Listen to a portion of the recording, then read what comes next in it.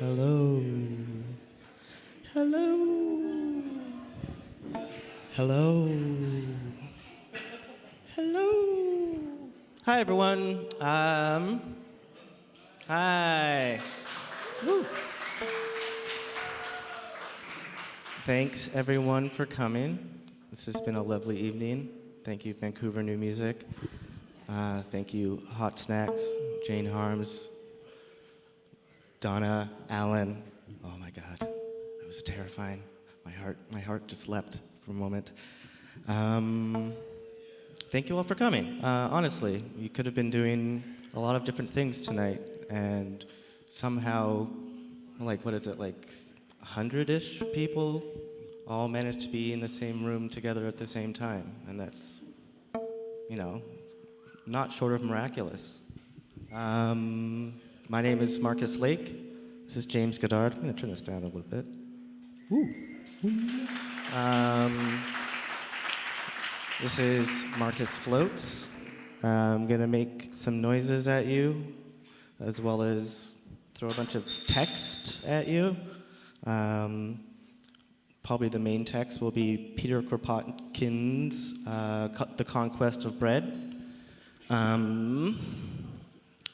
If you haven't read it, I highly recommend it. James Goddard will be reading the first chapter, written in 1909 as 1906. So yeah, long time ago, but you might recognize some of the themes.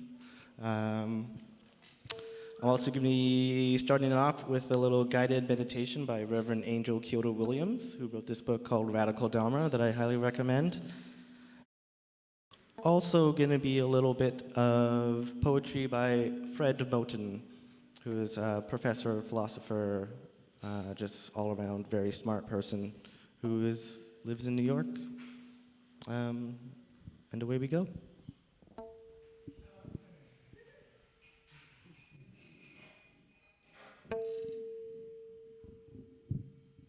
So I invite you to find yourself a comfortable space of being upright and present. This is about really choosing to be present for this duration of time.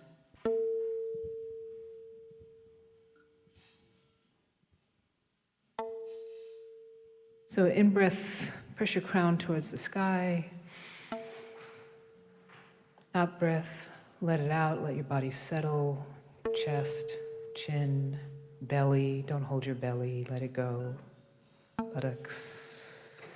In breath, draw your shoulders up into your ears, nice and high to match the degree of contraction in your shoulders. And out breath, let them go. Pivot the elbows inward so that your hands are resting, not in front of you, not pulling you forward or back. Your ears aligned with your shoulders, your nose aligned with your navel. Intentional in-breath and out. Intentional in-breath and out.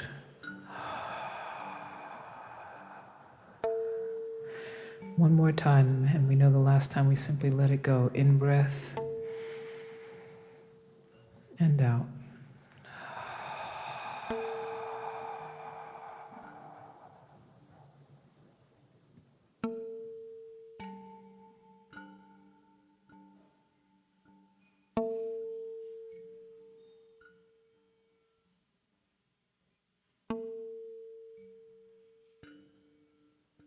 Now that you've located your breath,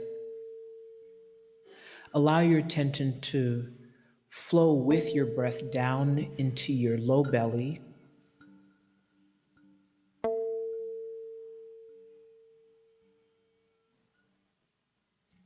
Just beneath the navel and just behind the navel.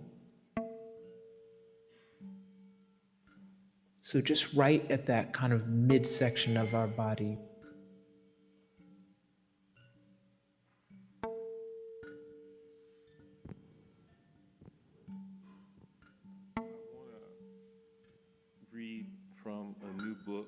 that just came out called The Service Porch. So basically, And take a moment and let your attention just rest there on your breath and it's in three as it is in the sections, low too. belly. And I'm going to try to see how much of the last section I can read. The last section is called Cena Boogie. It started off with a kind of attention to a certain sound, as you'll see. The first poem, first part of Cena Boogie is just called Ooh. Groove, conjecture, and ruthless happiness. Oh, ooh, oh, absence and contusion. Once you feel like you've kind of dropped in there a little bit, we just call that the point, and everything else is other than point. Outburning of outward, a bloom surround a picture of nothing surrounding, there she goes. The essence of it is way outside.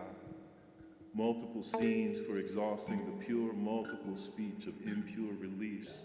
Send her thighs and And so thoughts are other than point. Big Mama's recombinant animal be impossible to dress. Nothing like no makeup for the Worrying about the past or the future is other than point. Of him making himself up.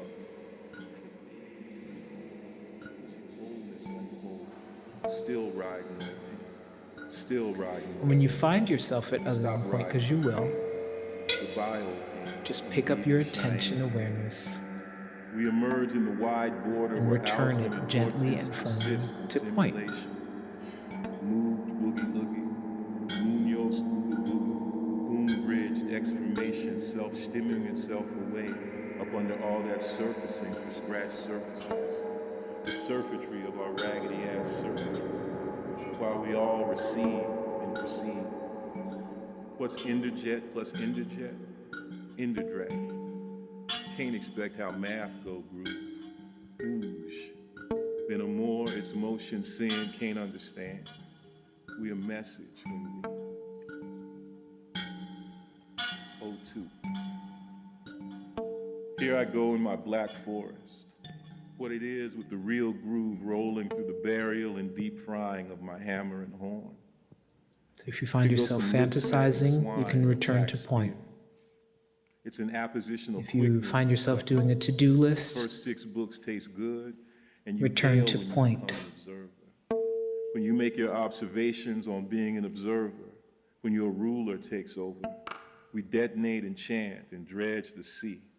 The human race has traveled far since those bygone ages when men used to fashion their rude implements of flint and lived on the precarious spoils of the chase, leaving to their children for their only heritage a shelter beneath the rocks, some poor utensils, and nature, vast, ununderstood, and terrific, with whom they had to fight for their wretched existence during the agitated times which have elapsed since then, and which have lasted for many thousand years. Over and over again, however it is that you find yourself at other than point, you say, treasures. It has cleared the land, dried the marshes, pierced the forest, made roads. It has been building, inventing, observing, reasoning. It has created a complex machinery, wrested her secrets from nature, and finally it has made a servant of steam. And the result is that now the child of the civilized man finds ready at its birth to his hand an immense capital accumulated by those who have gone before him. And this capital enables him to acquire, merely by his own labor, combined with the labor of others, riches surpassing the dreams of the Orient, expressed in the fairy tales of the 1,001 Nights. The soil is cleared to a great extent, fit for the reception of the best seeds, ready to make a rich return for the skill and labor spent upon it, a return more than sufficient for all the wants of humanity. The methods of cultivation are known. On the wide prairies of America, each 100 men with the aid of powerful machinery can produce in a few months enough wheat to maintain 10,000 people for a whole year. And where man wishes to double his produce, to treble it, to multiply it 100-fold, he makes the soil, gives to each plant the requisite care, and thus obtains enormous returns. While the hunter of old had to to scour 50 or 60 square miles to find food for his family, the civilized man supports his household with far less pains and far more certainty on 1,000th part of that space. Climate is no longer an obstacle. When the sun fails, man replaces it by artificial heat, and we see the coming of a time when artificial light also will be used to stimulate vegetation. Meanwhile, by the use of glass and hot water pipes, man renders a given space 10 and 50 times more productive than it was in its normal state. The prodigies accomplished in industry are still more striking. With the cooperation of those intelligent beings, modern machines, themselves the fruit of 3 or 4 generations of inventors, mostly unknown, 100 men manufacture now the stuff to clothe 10,000 persons for a period of 2 years. In a well-managed coal mines, the labor of 100 miners furnishes each year enough fuel to warm 10,000 families under an inclement sky. And we have lately witnessed twice the spectacle of a wonderful city springing up in a few months at Paris, without interrupting in the slightest degree the regular work of the French nation. And if in manufactures, as in agriculture, as indeed through our whole social system, the labor, the discoveries, and the inventions of our ancestors profit chiefly the few, it is nonetheless certain that mankind in general, aided by the creatures of steel and iron which it already possesses, could already procure an existence of wealth and ease for every one of its members. Truly, we are rich, far richer than we think, rich in what we already possess, richer still in the possibilities of production of our actual mechanical outfit, richest of all in what we might win from our soil, from our manufactures, from our science, from our technical knowledge, were they but applied to bringing about the well-being of all. We in civilized societies are rich. Why then are the many poor? Why this painful drudgery for the masses? Why even to the best paid workmen this uncertainty for the morrow, in the midst of all the wealth inherited from the past, and in spite of the powerful means of production, which could ensure comfort to all in return for a few hours of daily toil? The socialists have said it and repeated it unwearyingly. Daily they reiterate it, demonstrating it by arguments taken from all the sciences. It is because all that is necessary for production, the land, the mines, the highways, machinery, food, shelter, education, knowledge, all have been seized by the few in the course of that long story of robbery, enforced migration, and wars, of ignorance and oppression, which has been the life of the human race before it had learned to subdue the forces of nature. It is because taking advantage of alleged rights acquired in the past, these few appropriate today 2/3 of the products of human labor, and then squander them in the most stupid and shameful way. It is because, having reduced the masses to a point at which they have not the means of subsistence for a month or even for a week in advance, the few only allow the many to work on condition of themselves receiving the lion's share. It is because these few prevent the remainder of men from producing the things they need and force them to produce not the necessities of life for all, but whatever offers the greatest profits to the monopolists. In this is the substance of all socialism. Take indeed a civilized country. The forests which once covered it have been cleared, the marshes drained, the climate improved, it has been made habitable. The soil which bore formerly only a coarse vegetation is covered today with rich harvests. The rock walls in the valleys are laid out in terraces and covered with vines bearing golden fruit. The wild plants which yielded naught but acrid berries or uneatable roots have been transformed by generations of culture into succulent vegetables or trees covered with delicious fruits. Thousands of highways and railroads furrow the earth and pierce the mountains. The shriek of the engine is heard in the wild gorges of the Alps, the Caucasus, and the Himalayas. The rivers have been made navigable, the coasts carefully surveyed are easy of access, artificial harbors laboriously dug out and protected against the fury of the sea afford shelter to the ships. Deep shafts have been sunk in the rocks. Labyrinths of underground galleries have been dug out where coal may be raised or minerals extracted. At the crossings of the highways, great cities have sprung up, and within their borders, all the treasures of industry, science, and art have been accumulated. Whole generations that lived and died in misery, oppressed and ill-treated by their masters, and worn out by toil, have handed on this immense inheritance to our century. For thousands of years, millions of men have labored to clear the forests, to drain the marshes, and to open up highways by land and water. Every rood of soil we cultivate in Europe has been watered by the sweat of several races of men. Every acre has its story of enforced labor, of intolerable toil, of the people's sufferings. Every mile of railway, every yard of tunnel has received its share of human blood. The shafts of the mine still bear on their rocky walls the marks made by the pick of the workmen who toiled to excavate them. The space between each prop in the underground galleries might be marked as a miner's grave. And who can tell what each of these graves has cost? In tears, in privations, in unspeakable wretchedness to the family who depended on the scanty wage of the worker cut off in his prime by fire damp, rock fall, or flood. The cities bound together by railroads and waterways are organisms which have lived through centuries. Dig beneath them and you find, one above another, the foundations of streets, of houses, of theaters, of public buildings. Search into their history and you will see how the civilizations of the town, its industries, its special characteristics have slowly grown and ripened through the cooperation of generations of its inhabitants before it could become what it is today. And even today, the value of each dwelling, factory, and warehouse, which has been created by the accumulated labor of the millions of workers now dead and buried, is only maintained by the very presence and labor of legions of the men who now inhabit that special corner of the globe. Each of the atoms composing what we call the wealth of nations owes its value to the fact that it is part of the great whole.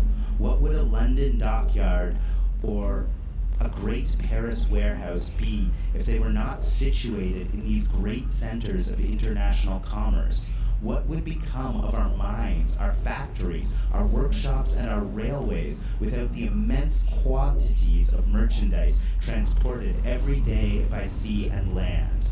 Millions of human beings have labored to create this civilization on which we pride ourselves today. Other millions scattered through the globe labor to maintain it. Without them, nothing would be left in 50 years but ruins. There is not even a thought or an invention which is not common property, born of the past and the present. Thousands of inventors, known and unknown, who have died in poverty, have cooperated in the invention of each of these machines, which embody the genius of man.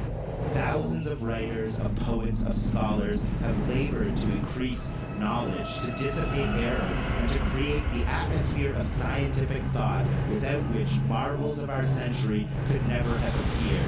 And these thousands of philosophers, of poets, of scholars, of inventors have themselves been supported by the labor of past centuries. They have been upheld and nourished through life, both physically and mentally, by legions of workers and craftsmen of all sorts. They have drawn their motive force from the environment. The genius of a Séguin, a Mayer, a Grove, has certainly done more to launch industry in new directions than all the capitalists in the world. But men of genius are themselves the children of industry as well as of science. Not until thousands of steam engines had been working for years before all eyes, constantly transforming heat into dynamic force, and this force into sound, light, and electricity, could the insight of genius proclaim the mechanical origin and unity of the physical forces. And if we children of the 19th century have at last grasped this idea,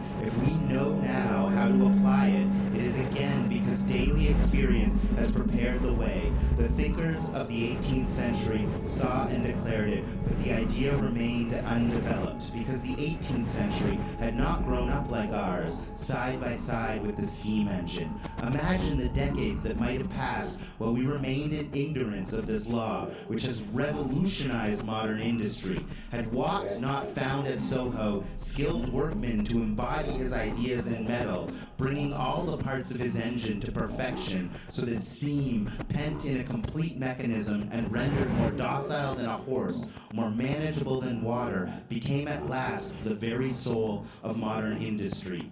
Every machine has had the same history, a long record of sleepless nights and of poverty, of disillusions and of joys, of partial improvements discovered by several generations of nameless workers who have added to the original invention these little nothings, without which the most fertile idea would remain fruitless.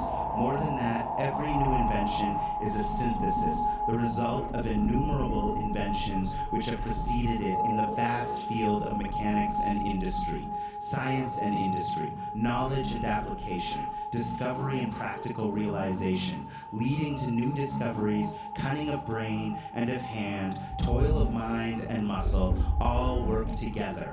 Each discovery, each advance, each increase in the sum of human riches owes its being to the physical and mental travail of the past and the present. By what right, then, can anyone whatsoever appropriate the least morsel of this immense whole and say, "This is mine, not yours"? It has come about, however, in the course of the ages traversed by the human race, that all that enables man to produce and to increase his power of production has been seized by the few. Sometimes, perhaps, we will relate how this came to pass. For the present, let it suffice to state the fact and analyze its consequences. Today, the soil, which actually owes its value to the needs of the ever-increasing population, belongs to a minority who prevent the people from cultivating it or do not allow them to cultivate it according to modern methods.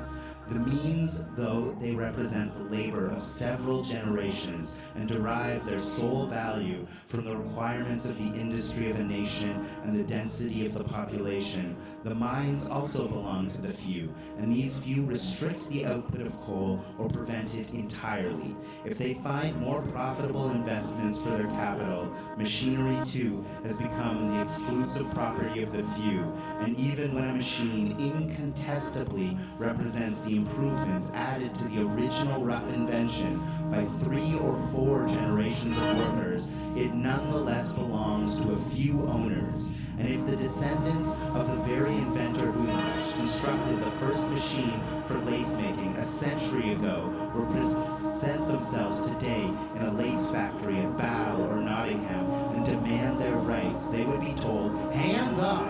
This machine is not yours," and they would be shot down if they attempted to take possession of it.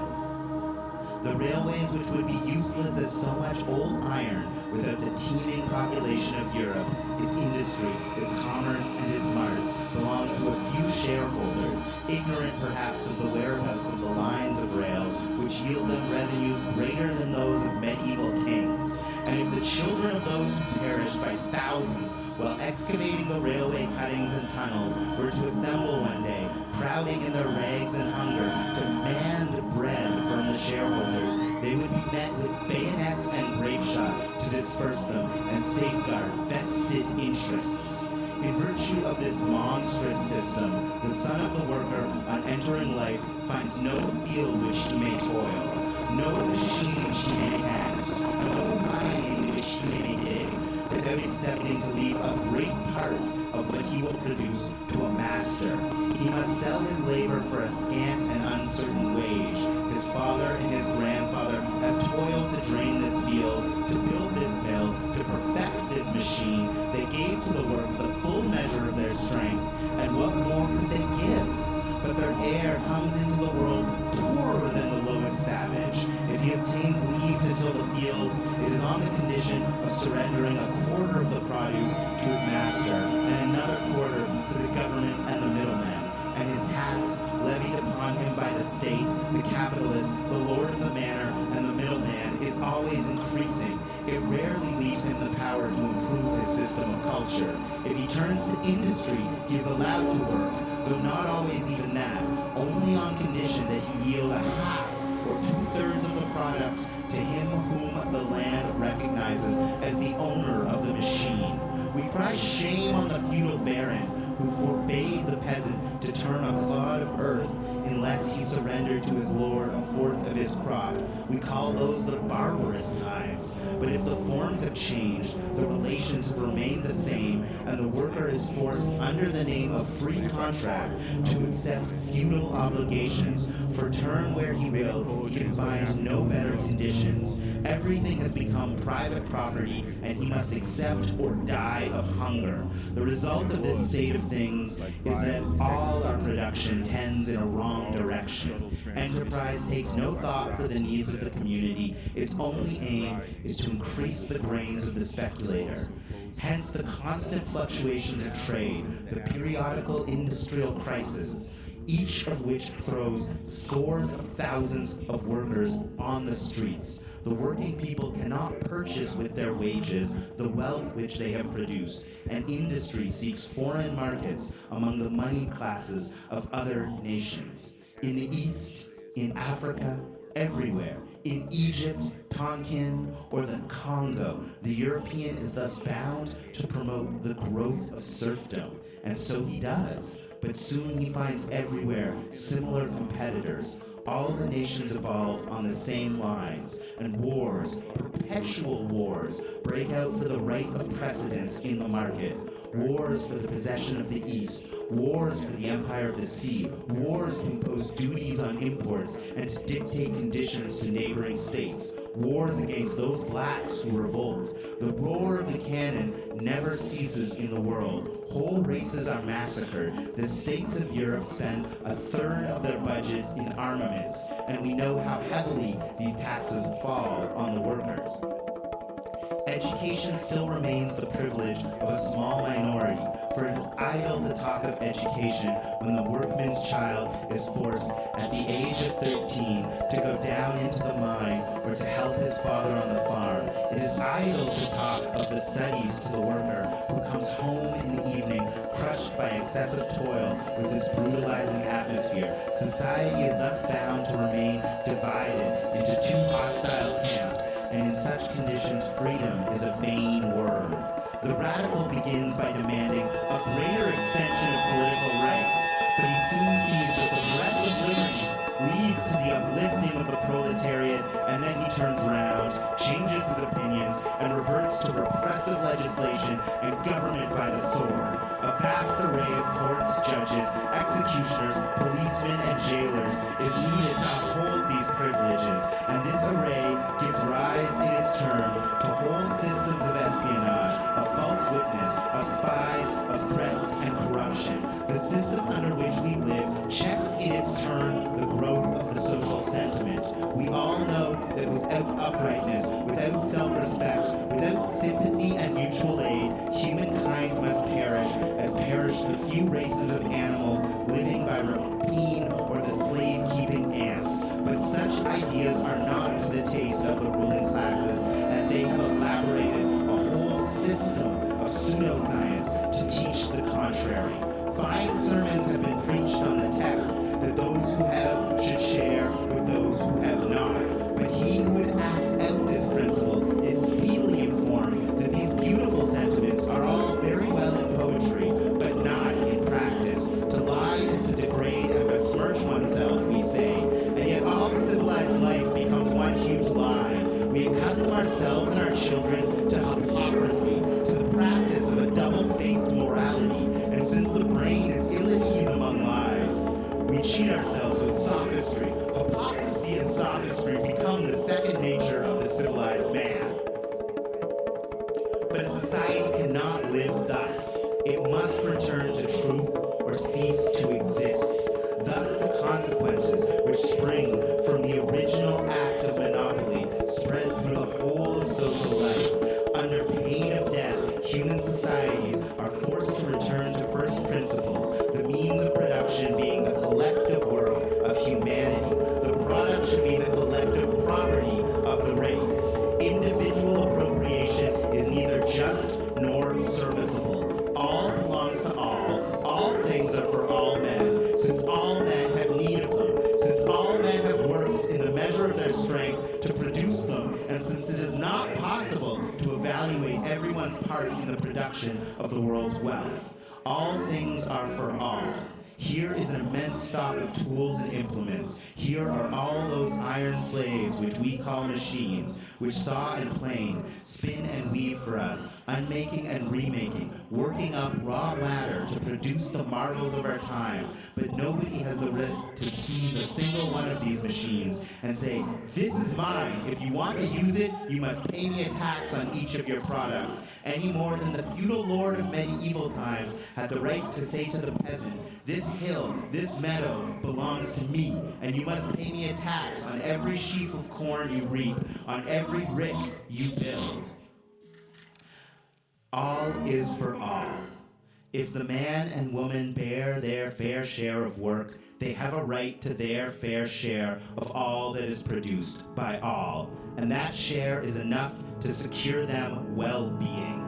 No more of such vague formulas as the right to work, or to each the whole result of his labor.